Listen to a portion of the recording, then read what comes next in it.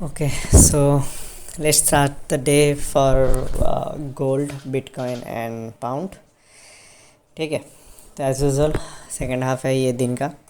सुबह आज Indian market थोड़ा बहुत सही गया, तो देखते हैं यहाँ पे हम क्या कितना कुछ क्या कर सकते हैं। तो मैं स्टार्ट करता हूँ एनालिसिस गोल्ड के साथ।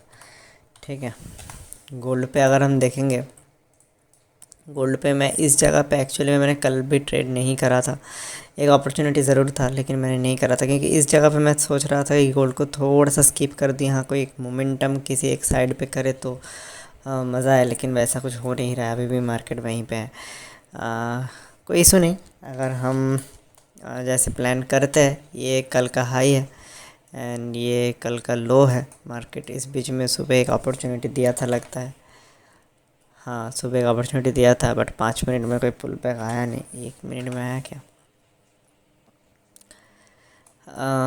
1 मिनट में, हाँ यहाँ पे एक एंट्री था लेकिन उतना कुछ खास गया नहीं फिर।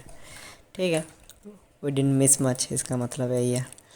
चलो, ये गोल्ड का एनालिसिस है। गोल्ड में हम कैसे प्लान करेंगे कि जैसे कल का ऑलरेडी लिक्विडिटी स्विप कर दिया, अब बीच में इस दौरान हम कोई ट्रेड करेंगे नहीं। इस दौरान हम कोई ट्रेड करेंगे नहीं। एशियन सेशन में हो गया था थोड़ा सा मैनिपुलेशन, लंदन सेशन में हो रहा है एक्यूमुलेशन। उल्टा होता अक्सर है नहीं। अगर ऐसा हो रहा है तो कहीं ना कहीं डिस्ट्रीब्यूशन इज़ पेंडिंग, राइट। तो डिस्ट्रीब्यूशन के लिए हम वेट करेंगे, या तो अभी या तो फिर सेकेंड हाफ, मतलब इनका सेकेंड हाफ जो है 3:30, 4:30, 5:30 के बाद, या तो न्यूयॉर्क सेशन। ठीक है, उस दौरान हम देखेंगे अगर इधर कुछ प्लान बनता है। मार्केट को किसी एक साइड पे थोड़ा जाने देते हैं। मैं वापस यहाँ पे जाएगा तो दोबारा लिक्विडिटी स्विप करके नीचे आएगा, तब थोड़ा सा चांसेस अलग हो जाएगा, क्योंकि फिर ये लिक्विडिटी बन गया तो क्या मार्केट यहाँ से नीचे आएगा कि इसके ऊपर जाकर नीचे आएगा, इवेंचुअली फिर ऊपर ही जाएगा। तो यहाँ पे प्राइस एक्शन देखना पड़ेगा। ठीक है, प्राइस एक्शन कैसे काम करता है, प्राइस एक्शन के ऊपर हमें यहाँ पे डिसीजन लेना पड़ेगा। अगर मैं मेरा सेटअप अगर कुछ होगा तो वो होगा ये। यहाँ पे थोड़ा सा रिलेटिव इक्वल लॉस है। मैं चाहूँगा मार्केट थोड़ा नीचे जाए, इस जगह को मैनिपुलेशन करे, फिर यहाँ जाए, तो क्या होगा, मेरे को इधर एक एंट्री मिल जाएगा। यहाँ कहीं तक का मैं एक टारगेट बुक कर लूँगा यहाँ पे, तो मेरा क्या होगा, इतने से मेरा एक ट्रेड हो जाएगा गोल्ड में सही सा। ठीक है, ये हो गया। अगर मार्केट को ऊपर जाना है तो मैं चाहूँगा यहाँ से नीचे से ऊपर जाए, तो यहाँ पे जहाँ पे हम कुछ ट्रेड कर नहीं पाएंगे, हमें यहाँ तक वेट करना पड़ेगा, तब वो हमारे हाथ से ये वाला रेंज मिस नहीं होगा, यहाँ हमारा एक एंट्री हो जाएगा। तो वो एक फ़ायदा ज़रूर होगा। और कहीं ना कहीं नीचे जाके भी रिवर्स करेगा तो भी यहाँ पे होगा। तो लिक्विडिटी स्वीप होने के बाद कहीं से भी आज हम गोल्ड पे एंट्री कर सकते हैं, चाहे वो ये रिलेटिव इक्वल लोज क्यों ना हो। मैं इसको रिलेटिव इक्वल लोज क्यों ना हो, ये कल का हाई क्यों ना हो, आज का सुबह टोक्यो सेशन का हाई क्यों ना हो, या कल का लो क्यों ना हो, ये सारे लेवल्स है जो मार्क है। इस सारे लेवल टूटते ही हम नहीं घुसेंगे। चाहे ये टूट गया तो इधर नहीं घुसेंगे, ये टूट गया तो इधर नहीं घुसेंगे, या इसको क्रॉस कर दिया तो हम सेल नहीं करेंगे।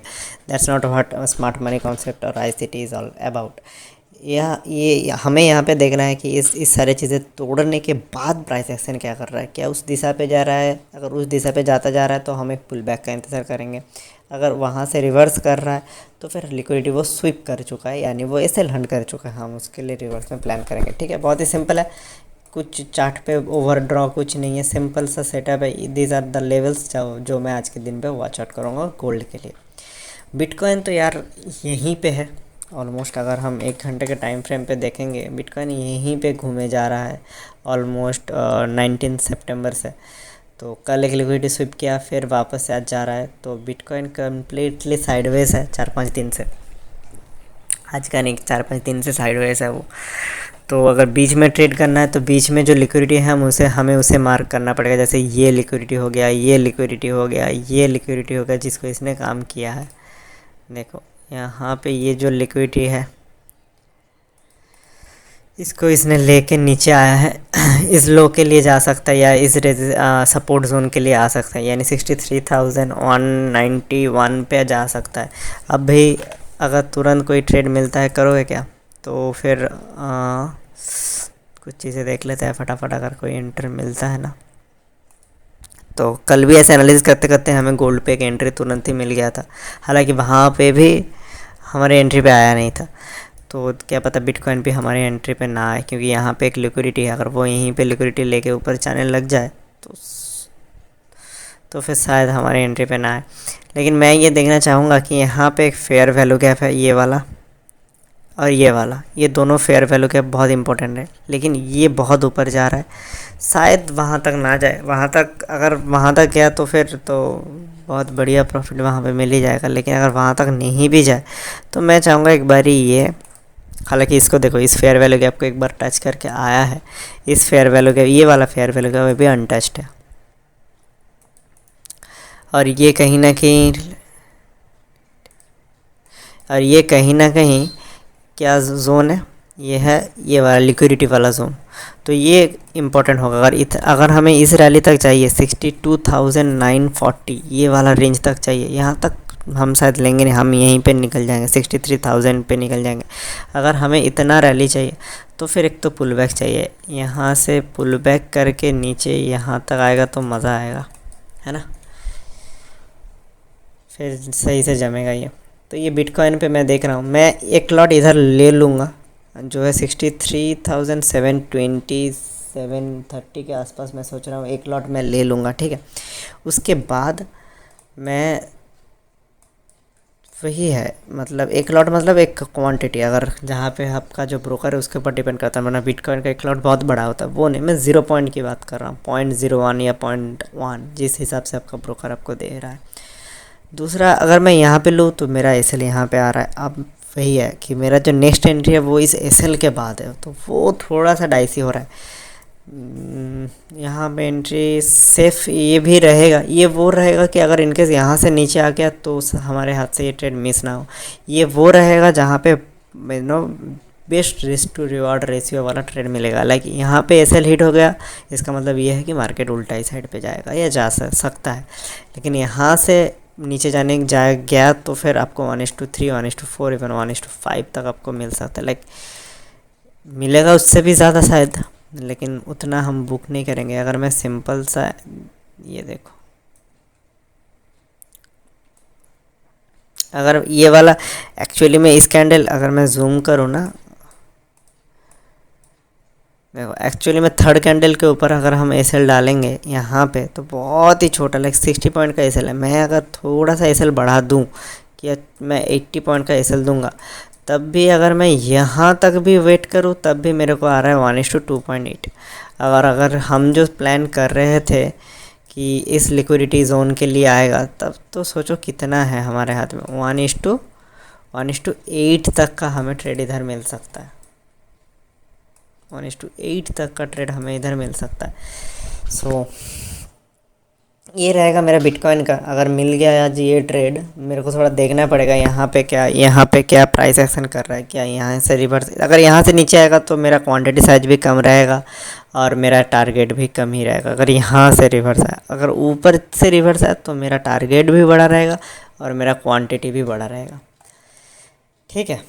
तो ये हो गया बिटकॉइन पे। बढ़िया ट्रेड आज एक बिटकॉइन में मिल सकता है, लेकिन वही है, ओवरऑल बिटकॉइन साइडवेज है। बट हम अगर इंटरनल ट्रेड ढूंढ रहे हैं तो शायद आज बिटकॉइन पे हमें एक मिल सकता है। एक बार पाउंड देख ले, फटाफट एनालिसिस वाला ये ख़त्म कर लेते हैं। अगर पाउंड पे देखा जाए तो ये कल का हाई था, ये कल का लो था, यानी कल पाउंड पे रेंज, कल यहाँ पे एक अच्छा सा ट्रेड था ना, यहाँ पे ये रिवर्सल। कल का अगर जिसने ये वाला ट्रेड मिस किया होगा तो आप मेरी कल की एनालिसिस वाला वीडियो जाके देख सकते हो, मैं इसका भी लिंक आई बटन पे दे दूँगा।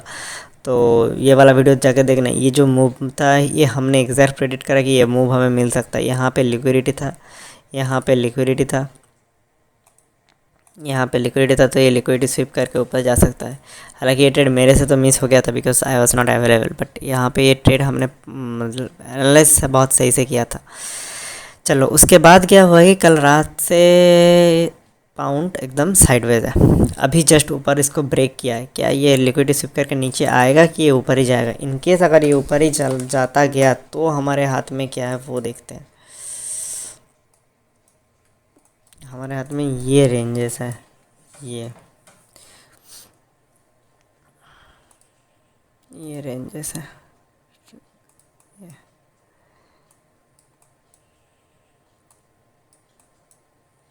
काफ़ी ऊपर है। नहीं नहीं नहीं नहीं, काफ़ी ऊपर नहीं है। काफ़ी ऊपर नहीं है, ठीक है। लेकिन फिर भी कितना पिप्स ऊपर है अगर मैं देखूँ एग्जैक्टली ना भी कितना लग रहा है 3373 और ये शायद 4000 के ऊपर है, यानी जोन स्टार्ट हो जाएगा, वो रेजिस्टेंस जोन स्टार्ट हो जाएगा लगभग 30 पिप्स के में ही। ये रेजिस्टेंस वाला जोन रहेगा, इसको फिर देखना पड़ेगा कि क्या आज ये फिर एक बार वहाँ तक जाएगा। अगर ये वहाँ तक जाएगा यानी अगर ये लिक्विडिटी स्विप करके नीचे एक बार आके रिवर्सल कर लिया, मतलब यहाँ पे लिक्विडिटी स्विप का तो चांसेस वैसे ही घट गया। अब अगर लिक्विडिटी स्विप घट गया तो सिंपल है, हम थोड़ा इधर ट्रेडिंग की अपॉर्चुनिटी ढूंढेंगे। जो मुझे मिल रहा है यहाँ पे है ना, ये, और दूसरा मेरे को जो मिल रहा है वो है ये तो बहुत नीचे है, यहाँ तो ना नीचे आएगा क्या।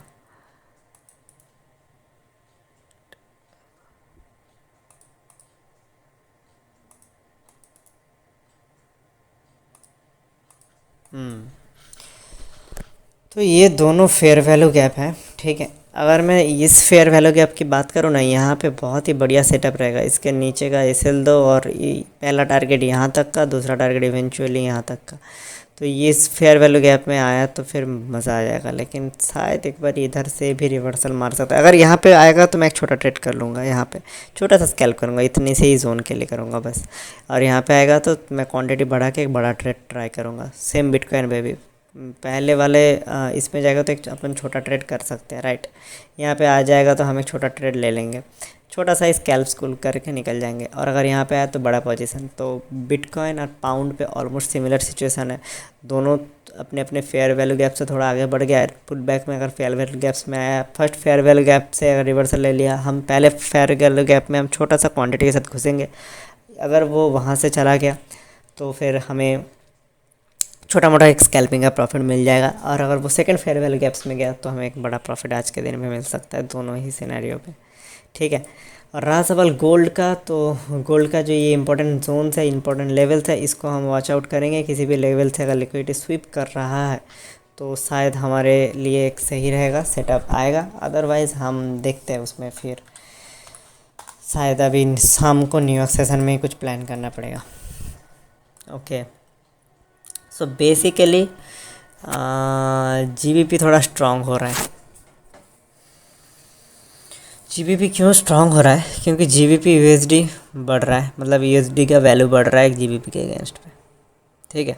अब वो वैल्यू बढ़ रहा है मतलब वो नुकसान है उस देश के लिए, ऐसा नहीं कि उसका वैल्यू बढ़ रहा है मतलब वो फ़ायदा है, तो वो नुकसान है। तो मतलब जीबीपी यूएसडी में यूएसडी बढ़ रहा है, जीबीपी का फ़ायदा। जीबीपी जेपीवाई येन में भी येन थोड़ा सा वीक हो रहा है। अगर यहाँ पे प्राइस एक्शन ऊपर जा रहा है मतलब ये करेंसी वीक हो रहा है। ये वीक किसके अगेंस्ट पे हो रहा है? जीबीपी के अगेंस्ट पे हो रहा है। I hope those who are watching this forex you know those basics. So मैं ज़्यादा आपका वक्त नहीं वेस्ट करूँगा। तो ये बेसिकली इतना दर्शा रहा है कि कहीं ना कहीं आज के दिन में जीबीपी उल्टा स्ट्रॉन्ग है थोड़ा सा, ठीक है। इसलिए ये सारी चीज़ें इसके अगेंस्ट पे बढ़ रहा है, तो ठीक है। वो एक फंडामेंटल्स हमें थोड़ा समझ में आ रहा है, कोई इशू नहीं। ठीक है, हमें चाहिए ट्रेड जो मिल सकता है इसमें भी सेम। हम थोड़ा देखेंगे आगे क्या। ओहो, इसके यहीं पे लिक्विडिटी है यहाँ पे, एंड देन यहाँ पे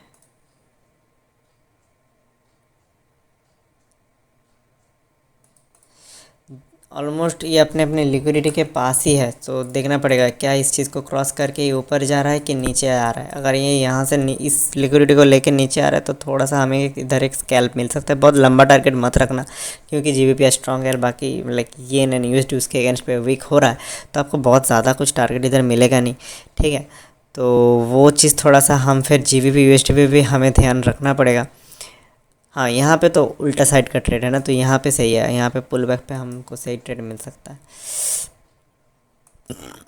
ठीक है। दीज आर द लेवल्स, ठीक है, वॉच करो। यहाँ से अगर हम 1 मिनट के टाइम फ्रेम पे देखेंगे, अगर यहाँ से थोड़ा सा इस कापन हैंडल वाला पैटर्न, नहीं है हम पढ़ते रहते थे लेकिन कापन हैंडल पैटर्न इतने टॉप पे काम नहीं करते इतने अच्छे से। चलो कोई ना।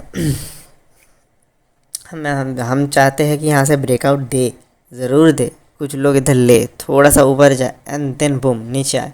तो फिर इवेंचुअली ये सारे लेवल्स शायद आज के दोबारा एक बार रीटेस्ट करने को देखे, ये लेवल देन ये एंड ये सारे लेवल्स, तो वही ये सारे लेवल्स के बीच में हम थोड़ा सा स्कैल्प करके अच्छा खासा थोड़ा बहुत प्रॉफिट बना लेंगे। तो सारे ही जगह पे हमें ट्रेड मिल सकता है, चाहे वो बिटकॉइन हो गया, गोल्ड हो गया, पाउंड हो गया या येन हो गया, सारी जगह पे हमें मिल सकता है। लेवल सारी चीज़ें सेट है। एक बार वीडियो को वापस से दोबारा देखो, अच्छे खासे आज मैंने इनसाइटफुल के तरीके से मैंने चीज़ों को समझाने की कोशिश किया कि ट्रेड मिल सकता है तो कहाँ पे मिल सकता है, कौन से प्राइस एक्शन को हमें फॉलो करना है। तो that's it, that's the analysis. अब मेरे को पूरे दिन में कुछ भी इंटरेस्टिंग देखेगा तो मैं रिकॉर्ड करके वो अपलोड करूँगा, या मैं कोई भी लाइव ट्रेड करूँगा तो उसको भी मैं रिकॉर्ड करके अपलोड करूँगा, ठीक है। और अगर नहीं भी रिकॉर्ड कर पाया तो बाद में ही सही, बट मैं उसको ज़रूर समझाऊँगा, ठीक है। तो यहाँ तक अगर आप लोगों ने देख लिया तो thank you for watching the video. Please do like, share and subscribe.